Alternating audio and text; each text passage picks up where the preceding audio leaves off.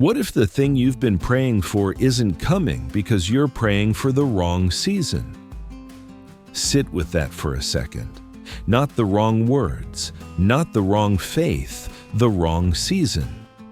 Because there is a version of you that God is preparing for, one with more room, more peace, more provision than the version of you praying right now can even picture. And most people miss it.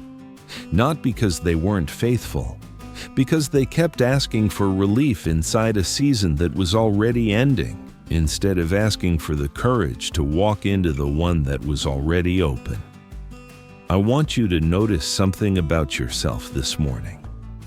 You didn't stumble onto this video by accident. Something in you is restless in a good way, the kind of restless that shows up right before a door opens. People who are satisfied with where they are don't wake up early looking for a reason to believe again. But you did. That tells me you already sense it. The season is changing. You just haven't been told out loud that it's allowed to. So here's what I want from you. If this is already landing somewhere true, type present in the comments. Not for me. For the version of you sitting here right now, choosing this over everything else this morning could have been. Let's walk into it together. There is a version of God most people carry around in their heads that is much smaller than he actually is. Smaller, quieter, further away than he really is. And that small version is the reason so many prayers this morning are going to sound like apologies, like the person praying is asking too much, like abundance is something you have to argue your way into deserving before he'll even consider it. But that is not who's listening.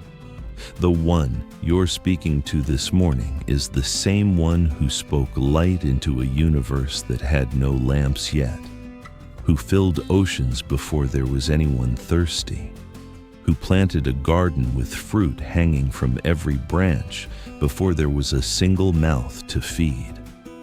Provision was not his reaction to your need. It was his idea before you were ever a thought. You are not asking him to invent something new for you today.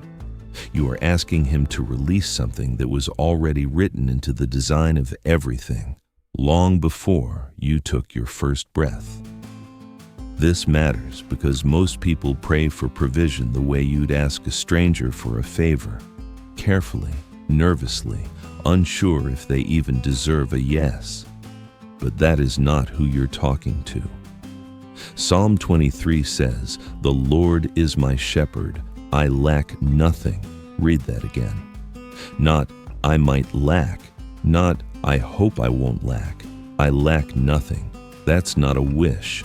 That's a declaration written by a man who had been chased through wilderness, hunted by kings, and still stood at the end of his life and said his God had provided everything he needed. If David could say that in a cave, hiding for his life, you can say it in your kitchen this morning. Here's what I want you to notice about the seasons you've already survived. Look back, not to torture yourself, but to remember. There was a time you didn't know how the bills would get paid, and somehow they did. A time the door you thought was permanently closed opened when you had stopped even checking it. You call that luck sometimes when you're tired, but it wasn't luck. It was provision showing up quietly without asking for credit, the same way it's about to show up in the season ahead of you. Declare this with me. My provision is not dependent on my performance. It is dependent on his faithfulness. Say that slowly, even if it's just in your mind right now. Because so many of us tie abundance to how good we've been lately, how many mistakes we've made, how far behind we feel.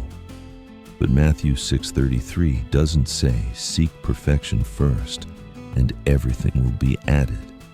It says, Seek first his kingdom and his righteousness, and all these things will be given to you as well. The provision was never a reward for flawlessness. It was a response to where you place your attention. Think about what that means for the version of you walking into this new season. Tired, maybe a little unsure, carrying more weight than you've said out loud to anyone. That version of you doesn't need to fix everything first. You don't need to have the plan finished before God moves. You need to turn your attention toward Him instead of toward the shortage. That's the entire shift. Not more effort, a different direction. I think about the widow in 1 Kings, down to her last handful of flour, a little oil, already preparing what she believed would be her last meal before she and her son starved. And Elijah asks her to give first, before she sees any proof that there will be more. That's uncomfortable to hear, because it goes against everything logic tells you about scarcity. But she gives anyway, and the story tells us the flour did not run out and the oil did not run dry, for as long as she needed it, not once, continuously. That is the nature of the provision you are asking for today, not a single lucky break, a well that doesn't run dry the moment you need it again. Maybe you've been treating this season like it's a test you might fail, like abundance is something you have to earn back after a hard year, a hard decade, a string of decisions you wish you'd made differently. Let me tell you something plainly. That is not how He measures you. He is not keeping score of your setbacks the way you are. He's watching the direction your heart is turning this morning, and it's already turned toward Him. That's enough to begin. So here's your declaration for this block. And I want you to mean it, not just repeat it. I release the shame of not having enough, and I receive the peace of knowing I am provided for. My next season is not a continuation of my lack. It is the beginning of what He already promised. Hold on to that. Carry it with you into the rest of this hour, because we are going to keep building on this foundation, layer by layer, until it feels less like something you are trying to believe and more like something you already know deep in your bones. This is only the beginning of what He is about to show you about the season ahead of you. If you ask 10 people this morning what abundance means, 9 of them would answer with a number, a bank balance, a salary, an account that finally makes them feel safe. That is not what He is about to release in your next season. I am not saying He is not going to touch your finances. He is. Philippians tells us plainly that He will meet all your needs according to His riches in glory. And all your needs is not a small phrase. It covers the mortgage, the credit card statement you have been avoiding, the tuition, the medical bill, the down payment you have been quietly praying about without telling anyone. All of that is under His attention this morning. But if that is the only thing you are expecting from this season, you are going to miss 90% of what He is actually preparing for you. Because abundance in God's economy is not a number. It is a texture. It is the way your mornings start to feel different, quieter inside, less afraid. It is the way you handle a difficult conversation without losing your peace over it. It is the way your children begin to speak differently at the dinner table, because the anxiety they were catching from you is no longer in the air. Abundance is being able to give, not out of guilt, not out of fear, but because you know there is more where that came from. Jesus said in John 10, "I have come that they may have life, and have it to the full." not partial life, not survival, not enough to get by. Life to the full. And he said that to people who were poor, to people who did not own the roof over their heads, which tells us the fullness he spoke of is something no economy can give you and no bad season can take from you.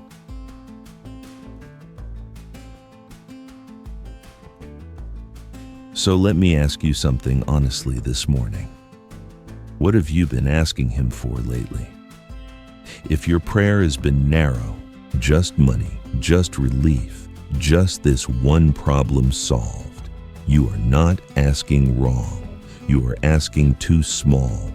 He is not offended by your ask. He is waiting for you to widen it, because Ephesians 3:20 tells us he is able to do exceedingly abundantly above all that we ask or think. Read that word by word, exceedingly abundantly above all that we ask or even think. Your imagination has been the ceiling of your prayer, and your prayer has been the ceiling of your expectation, and his plan for this next season is higher than any ceiling you have built for yourself. Declare this with me. I am not just asking for provision, I am asking for a season so full I could not have imagined it on my own. Say it out loud if no one is around. Say it in your heart if someone is. That declaration is a door. It closes the small season and opens the wide. Now, I want to name the thing that keeps people stuck in the narrow definition of abundance, even people who have walked with God for years. It is the memory of the last season. You know what I mean. That season when the door closed, when the marriage ended, or the job ended, or the friendship ended, when the diagnosis came, or the phone call came, or the letter came, and you learned to protect yourself from hoping too big. So now when you pray, you edit yourself. You keep it modest. You keep it small enough that if God says no, you can absorb the disappointment without breaking again. I understand that. Every honest believer understands that. But listen to me. The reason your last season broke you was not that you asked too big. It was that you built your safety on the thing you were asking for instead of on the one who gives it. And once you learn that lesson, you do not have to keep asking small to protect yourself anymore. You can ask big again because your foundation is no longer the answer. Your foundation is the one answering. The next season of your life is not going to look like the last one, and you do not have to shield yourself from the size of what he is about to do. You just have to make sure your foundation is him. And here is something you might not have noticed yet. The evidence of what he is about to do is already showing up in small pieces if you are honest enough to look. A conversation that went better than you expected. A bill smaller than you feared. A morning like this one, where instead of scrolling through noise, you found yourself here, sitting still, listening. Those are not accidents. Those are the first drops of a rain that is about to come down in full. God rarely opens a season all at once. He opens it in fragments, and the people who pay attention to the fragments are the ones who are not shocked when the fullness arrives. So today, I want you to make him a promise, not a big one, a small, honest one. Promise him that this week you will notice every quiet mercy, every unexpected kindness, every door that opens without you pushing on it. You will notice, and you will say thank you out loud, because abundance responds to gratitude the way a fire responds to oxygen. You do not create it, you just give it room to grow.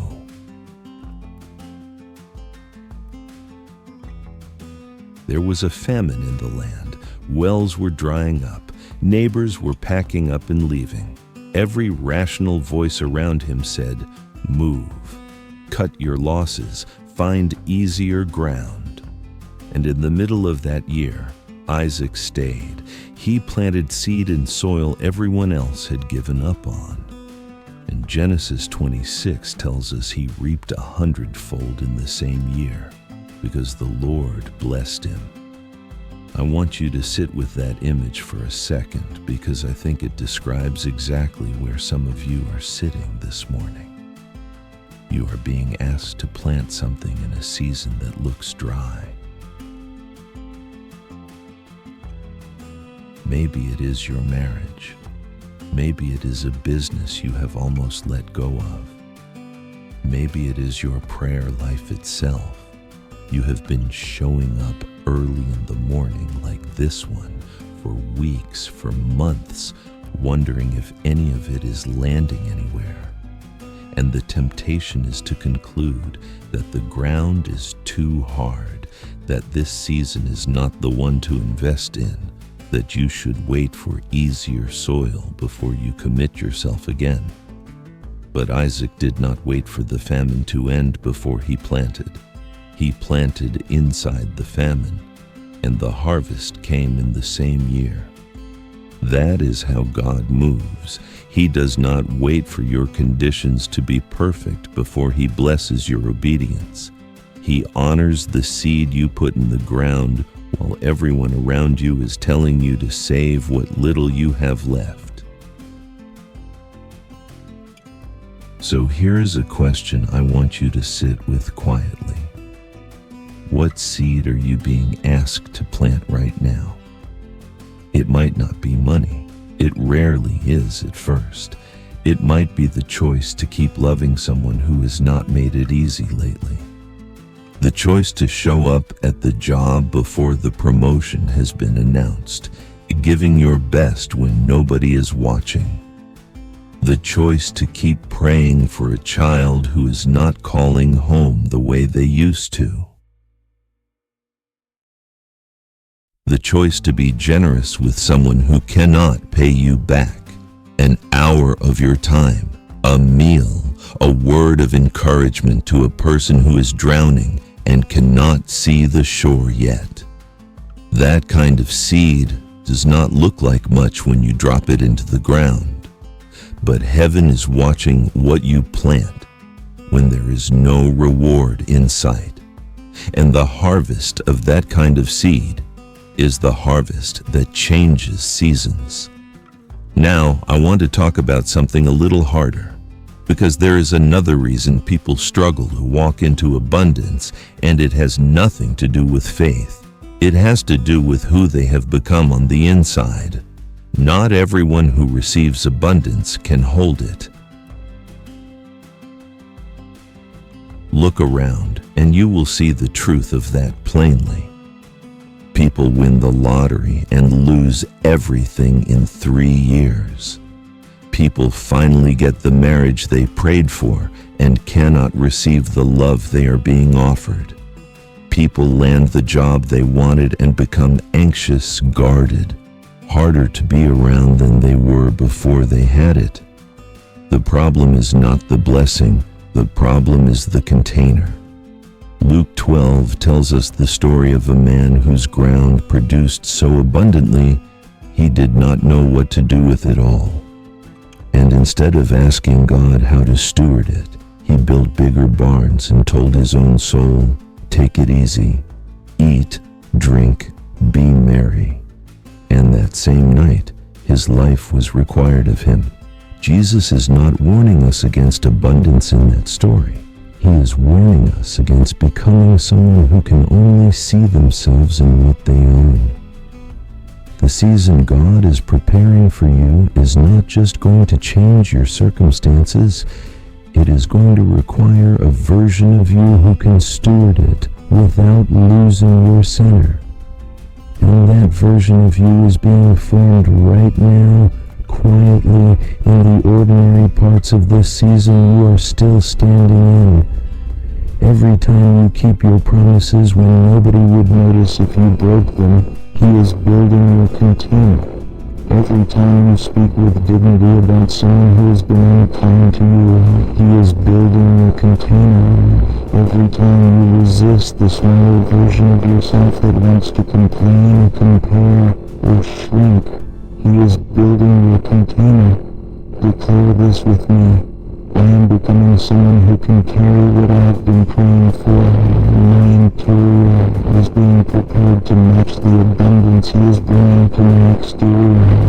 Because the truth is, most of us are not lacking blessing. We are lacking the version of ourselves that could receive the blessing without breaking under the weight of it. And he is patient with that. He does not resent the years it has taken. He is not counting the setbacks. He is preparing you the same way he prepared Joseph in a prison before he raised him over Egypt. The same way he prepared David in the field before he raised him over a nation. The same way he prepared Isaac to keep planting when everyone else had walked away. Your ordinary faithfulness right now, in this quiet, unwatched moment, is doing more than you think. It is the invisible groundwork of a very visible season. And you will look back one day and realize that the version of you God is forming this morning is the exact one your future needed you to be. Some of what you have been fighting was never yours to begin with. The scarcity that grips your chest when the bank balance drops. The anxiety that shows up in your body when a bill arrives in the mail. The quiet certainty that abundance is for other people. That stability is a lucky accident that always ends. Some of that is not you. Some of it was handed to you before you had language for it. Inherited from a mother who worked 3 jobs and never rested. A father who lost everything in one bad year. A grandmother who buried money in a jar because she did not trust banks. A whole line of people who taught you by example that money is a wolf that always comes back to the door. There is nothing shameful in that. They were surviving what they had to survive. But you were not built to keep inheriting what was never meant to be yours. Deuteronomy 28 tells us that the blessing of God comes not just on you, but on your household, your fields, your storehouses, the fruit of your body, meaning your children, and on your generations. That word, generations, is important. God's promises do not just move forward in time. They move outward, laterally, into every relationship and every future name that will carry yours. When He blesses one person, He is blessing a line. But the reverse is also quietly true. Whatever pattern of lack was operating in the generation before you, if it is not confronted, it just keeps walking. It does not ask permission to continue. It continues because nobody stopped it. You are the one He has raised up to stop it. That is a big sentence, so let me say it again more slowly. You are the one He has raised up to stop it. The reason you can even see the pattern clearly enough to be tired of it is because He is preparing you to be the one who breaks it. People who are still asleep to a pattern cannot break it. But you have been paying attention. You have noticed. You have asked yourself more than once, why does this keep happening to us? That question is the beginning of the breaking. And here is how it breaks. It breaks with what you decide to speak. Proverbs 18 says, "Death and life are in the power of the tongue, not just influenced by it, in it." Read that carefully. Every word you have spoken about your finances, your future, your family, your body, your marriage, every one of them has been either building something or dismantling something. There is no neutral speech in the kingdom of God. Some of you have been unknowingly praying prayers of scarcity for years. I can't afford it. We never have enough. That kind of thing doesn't happen to people like us. I am the black sheep. We have always been cursed with money. Words that felt honest at the time, but were actually seed. And that seed was growing quietly in exactly the soil you planted it in. Today, that ends. Say this with me in whatever voice you have this morning. I break every agreement I have ever made with lack. I break every agreement I have ever made with fear of money, fear of loss, fear of not being enough. I close every door I opened with my own mouth, and I open new doors with new words. Say it again if you need to. Say it slower, because the second half of the verse in Proverbs is the part most people forget. Death and life are in the power of the tongue, and they that love it shall eat the fruit thereof. Whichever one you feed, you eat from. If your speech has been feeding fear, you have been eating fear at every meal for years without realizing it. If your speech starts feeding faith today, you start eating faith today. Now think about your children or the young people who watch you. Even if you do not have children of your own, someone is watching. A niece, a nephew, a younger friend, a neighbor's kid who admires you more than you know. They are learning the language of abundance or the language of scarcity from your mouth, whether you meant to teach them or not. What you speak becomes what they inherit. So the words you choose this morning are not just for you. They are for a name that will outlast yours. Declare this over your household right now, out loud if you can. We are not a family that lacks. We are a family that receives, that stewards, and that overflows. What breaks in me stops in me. What is released through me becomes the inheritance of everyone who carries my name. Feel the weight of that. Sit with it. Because the pattern you are breaking today is a pattern that has been waiting for someone brave enough to end it. And that someone is you, sitting where you are sitting, listening at this hour when the rest of the world is still asleep. Somewhere up the line, an ancestor of yours prayed for someone in their bloodline to walk into what they could only dream of. That prayer did not disappear. It has been traveling forward, waiting for the person with ears open enough to receive it. And here you are this morning. That prayer found you. And it is your turn to walk it into light. There is a specific temptation that shows up right before a season changes. And most people miss it because it disguises itself as inspiration. It sounds like initiative. It looks like faith in action. But it is not. It is the temptation to force what God has already promised to give. Sarah lived that temptation. God had promised her and Abraham a son through whom nations would be blessed, and they believed him. But the years kept passing. Sarah was 75 when the promise came, and by 90, there was still no baby. So she did what a lot of us do when the wait gets long. She came up with a plan, a reasonable plan, a helpful plan. She gave her servant Hagar to Abraham, and Ishmael was born. And for years, everyone treated Ishmael as if he was the answer. But he was not. The son of the promise came 14 years later when Sarah was 90. And by then, Ishmael had already complicated everything. He was not a mistake, but he was not the fulfillment either. He was what happens when you get tired of waiting and try to make the season change on your own timeline. I am telling you this because a lot of you are somewhere between the promise and the fulfillment right now. And it has been long enough that you are starting to consider Ishmaels. Solutions that look reasonable, but were never what God actually asked of you. A job you took because you got tired of waiting for the right one. A relationship you settled into because the loneliness got heavy.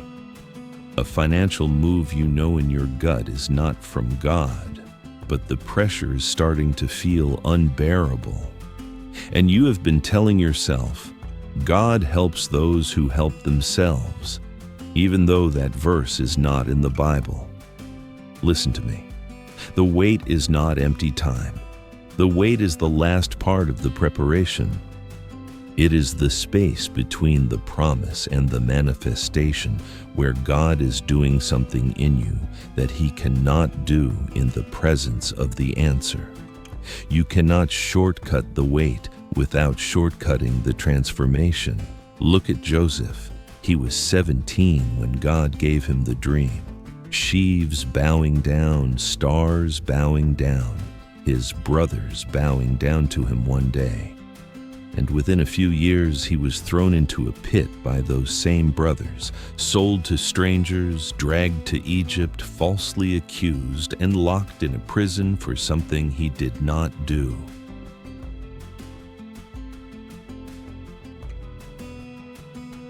"13 years passed between the dream and the throne. 13 years, not 13 weeks. 13 years of what looked from the outside like a promise that had been forgotten. And then, in a single afternoon, he went from a forgotten prisoner to the second most powerful man in Egypt. The wait did not delay the promise. The wait was building the man the promise required. That is what is happening to you right now. Habakkuk 2:3 says this plainly. For the vision is for an appointed time, but at the end it shall speak and not lie. Though it tarry, wait for it, because it will surely come. Notice something strange in that verse. It says wait for it, and then it says it will not tarry. Both at the same time. God's clock is not your clock. What feels slow to you is right on time to Him. Nothing in His plan is late. Declare this with me. I am not behind. I am not off schedule. I am not running out of time. I am exactly where I need to be for what He is about to release. Say it slowly. Because half the anxiety in your body right now is not about the situation. It is about the timeline.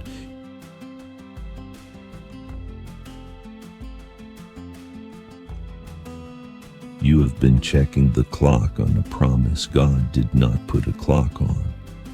And the checking itself has become the exhaustion. There is another dimension to this that I want to name gently. The wait is the season where you find out what you actually believe about God. Not what you say you believe, what you actually believe.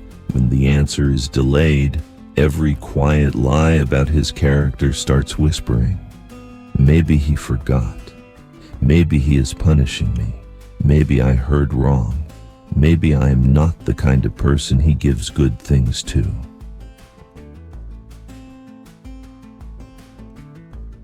Those are not thoughts. Those are attacks.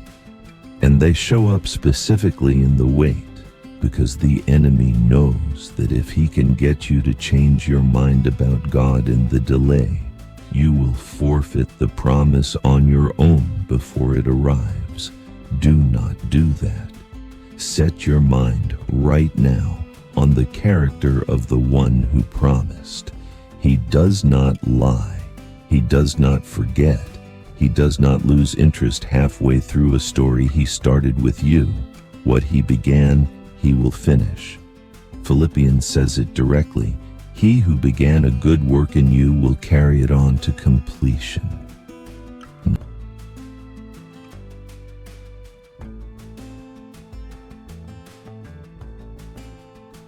Not maybe. Not if you are good enough. Will. So this morning, if the season has been long, I want you to stop counting the days. Stop measuring how far behind you feel. Stop comparing your timeline to the person on the internet who seems to be 5 years ahead of you. Their story is not your story. Their season is not your season. And you have no idea what it cost them. Your season is coming.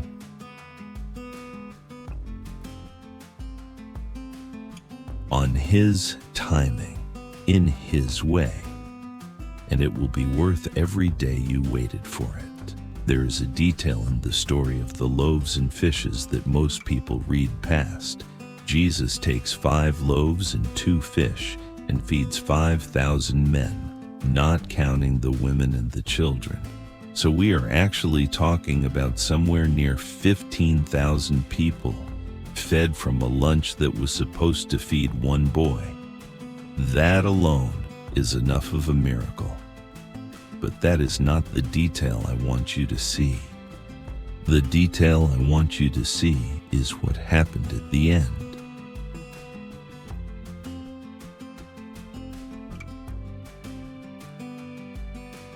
When everyone had eaten and was full, the disciples gathered up the leftovers, 12 baskets of them, 1 basket for each disciple. Read that carefully. The abundance did not stop when the need was met.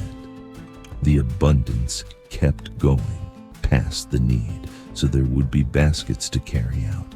That is the design of God's provision in your life. Not just enough. Enough with baskets. Enough for you, and enough to hand to someone else who is standing where you were standing 3 years ago, wondering if there is any bread left in the world for people like them. He never intended for you to be the last stop of the miracle. The miracle in you was always meant to move through you. That is why He is not going to give you just enough for this season. He is going to give you enough for this season and enough for the people He is going to route through your life because of it. Your abundance is somebody else's answered prayer, and they are somewhere out there this morning waiting for you to be blessed enough to reach them. And that is exactly why I want to pause here for one moment. Because if any of what we have spoken this morning has landed anywhere in your spirit, I want you to do 3 things with me before we go any further. First, if this is agreeing with something deep in you, type Amen in the comments below. Not because I need it, because your amen is a declaration in agreement. It seals what we are speaking over your life this morning. That word carries weight. Do not skip it. Second, subscribe to this channel and turn on your notifications. If you have found something here that has been feeding you, do not lose track of where the meal is being served. Come back tomorrow. Come back next week. This is a table, and there is always a seat. Third, and this one matters most, share this video with 3 people. Not 3 people who might vaguely enjoy it. 3 specific people you already know are quietly walking through their own hard season.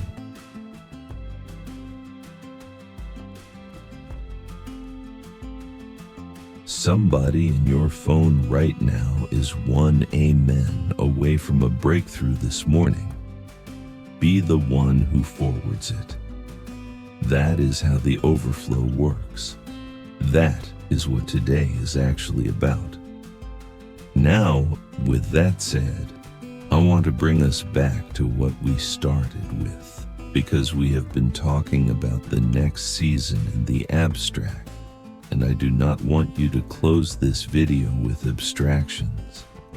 I want you to close it with specifics. So let's speak over some ground. I want you to sit up if you are not already. Uncross your arms, open your hands, palms up wherever you are, the kitchen table, the drive to work, the corner of the bed, because we are not reading a script now.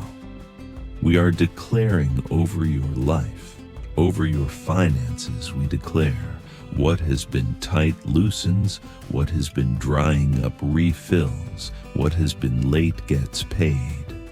Doors of provision that have been closed for years open in this season, in ways you did not orchestrate and cannot explain. Over your body we declare healing where the doctors have been silent, sleep where there has been restlessness, energy where there has been exhaustion. Your body was not made to carry the weight of the last season into this one.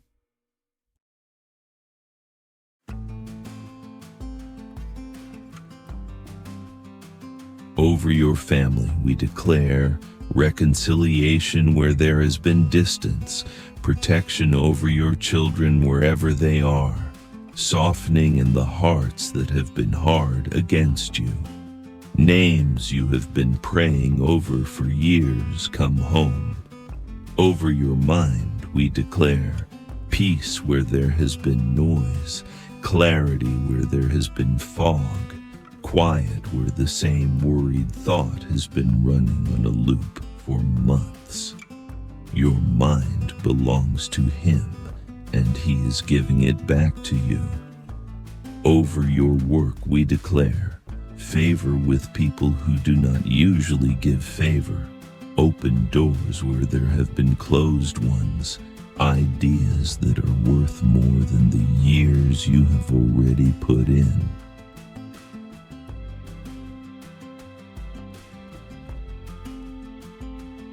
Over your relationships we declare right people, wrong people leaving, the courage to know the difference.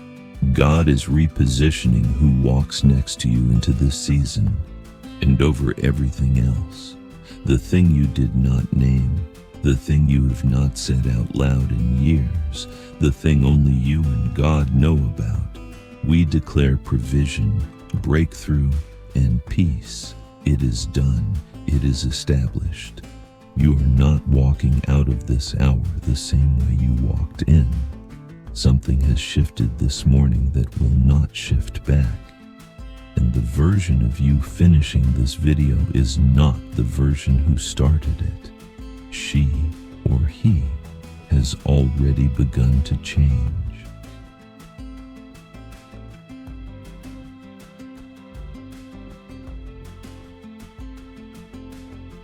There is a specific quiet that comes at the end of a prayer that actually landed. You are in it right now. You may not have noticed until I said it, but your breathing has slowed. Your shoulders are lower than they were an hour ago. Something in your chest that was tight is loose. That is not a feeling. That is what happens when the body catches up to what the spirit has already received. Some of you sat down this morning carrying something you have not been able to put down for a long time. A worry, a grief, a number in a bank statement that has been keeping you up at night, a silence in a house that used to hold voices. A prayer you have prayed so many times you almost stopped believing your own words. I am telling you gently, some of what you were carrying is not on you anymore. You may not have noticed the exact moment it lifted. You rarely do. That is the nature of what He does. He does not knock the burden off. He slips underneath it while you are looking somewhere else, and you find yourself, an hour later, still bracing for a weight that is not there. That is what has already begun happening in you this morning. Later today, you will catch yourself thinking about something that used to make your stomach tighten, and it will not tighten the same way. Somebody will say something at the store, at the office, on the phone that would have thrown you last week, and this time it will pass over you like weather. You will not know why. It will not feel dramatic. It rarely does. But something is different, and the difference is going to keep showing up in small places all day.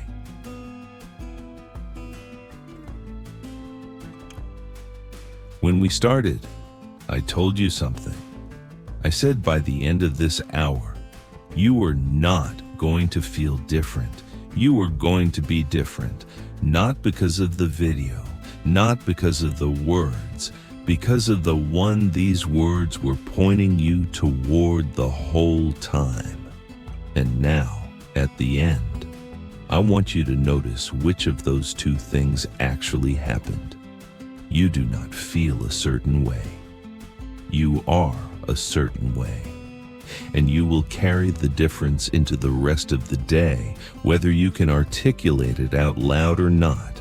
The season is turning. You knew that when you sat down. You were right, and the world will not know it yet. That is okay. Seasons never announce themselves before they arrive. They just quietly begin.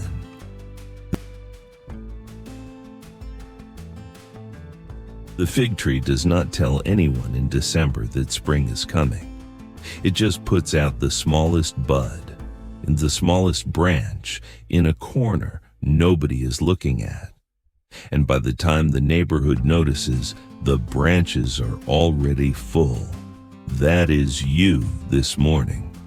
The smallest bud. Nobody has noticed yet, but it has already begun. And by the time the people around you catch on, they will be watching a season they had no way to predict, coming out of a life they thought they already understood. Somewhere before the sun rose today, an ancestor's prayer was still traveling forward, looking for the person in the bloodline who would finally answer.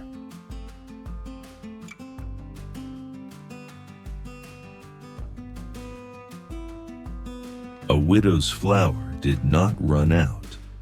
A prisoner in Egypt woke up on the exact right morning. A tired man decided to plant seed in a famine, and a harvest arrived in the same year. 12 baskets were left over after everyone had eaten. All of it was written down for a reason. All of it was pointing at this, at you, at this quiet hour.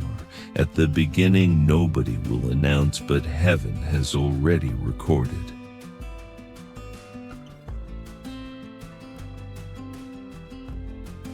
Now, before you close this and step into the rest of your day, 3 things. Subscribe to this channel and stay with us.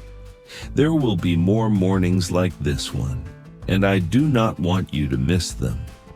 When you subscribe and turn on notifications, you keep the table available. You keep the seat pulled out. Second, send this to 5 people, not 2, not 3, 5. Because someone on this channel is one video away from a shift they have been praying for silently. And you may be the messenger that gets it to them without either of you knowing until much later. And third, I want you to leave me a comment.